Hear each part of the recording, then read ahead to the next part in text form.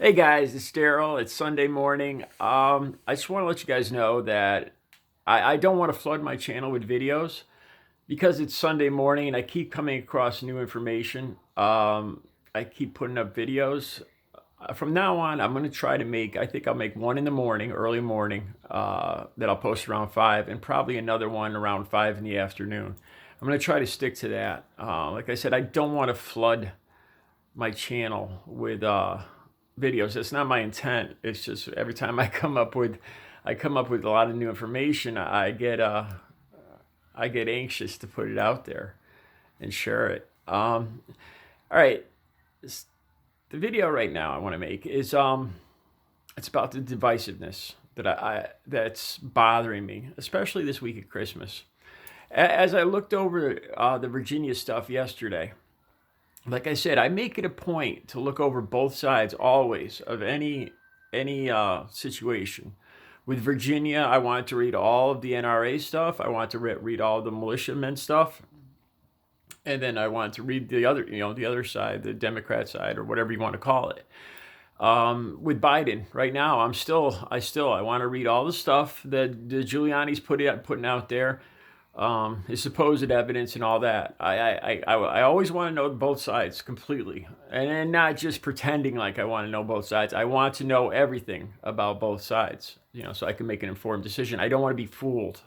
That's by anybody, Democrat or Republican. I guess that's my point. All right, so yesterday, as I was looking over the Virginia stuff, I came across a lot of militiamen stuff from Idaho, Wyoming, I think, Maryland. Okay, and it started the divisiveness in the country started to appear to me. How it almost appears that part of the country is some people, the militiamen, are almost itching for a fight, for a confrontation. I think sometimes. Um, and then I saw other stuff about, like, in Idaho, a couple of the militiamen there were talking about how that Californians weren't welcome in Idaho. There was an insinuation that if California is from down south, the Baja California area, that they bring up disease or crime. Um, this whole thing of disease bothers me. That is just straight out Trump rhetoric and right side crap about immigrants bringing disease in here. There's absolutely no proof of that whatsoever. But more than that, the divisiveness in the country is, we're almost, in some ways, we're close to the brink of a split. I hate using the term civil war because that's, I don't believe that's going to happen, and I pray to God that doesn't happen.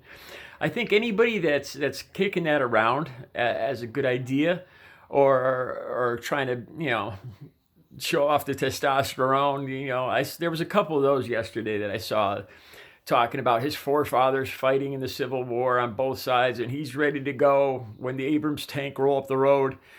And I just want people to remember the incredible bloodshed during that era, like Gettysburg. It's just insane, the amount of death and bloodshed of Americans, just all Americans killing each other. That's not something. That's really not something we want. I thought too, the Civil War had a lot to do with the economics and people losing their way of life, or so they perceived with slavery. And with that, I think they saw it as their last option, as going to war with the North. Whereas right now, I don't see it anywhere near that level. We have some petty differences, I think. I don't think it's anywhere near that level that it was back during the Civil War. In other words, it's ridiculous to start talking about fighting each other. Now let me continue on here. So in Virginia, they're talking about this. In Idaho, and basically, Trump has no love for California, as we've seen before. He's ready to make California a separate country. And then I started thinking, I was like, well, if I was Russia, and I wanted to destroy the United States, how would I go about it, you know? And going back to hacking the elections and who they would have picked, you know, and if they would have picked Trump. And why would they have picked Trump? Because it would divide the country, divisiveness, you know, and they would have foresaw this. And you know what? If that was their plan, they must be jumping up and down and partying all over the place, because this had to work out better. If this was their plan, Russia, to create a divisiveness in the country by helping, throwing in anything they could, like in Facebook or whatever, or tampering with the elections, or tampering with social media or whatever. If they did push for Trump to get in with the thought that it would create divisiveness in the country, then oh my God, did they succeed? Because look at our country right now. Yeah, the economy's good. Yeah, unemployment's down. But other than that, we're almost at each other's throats at this moment.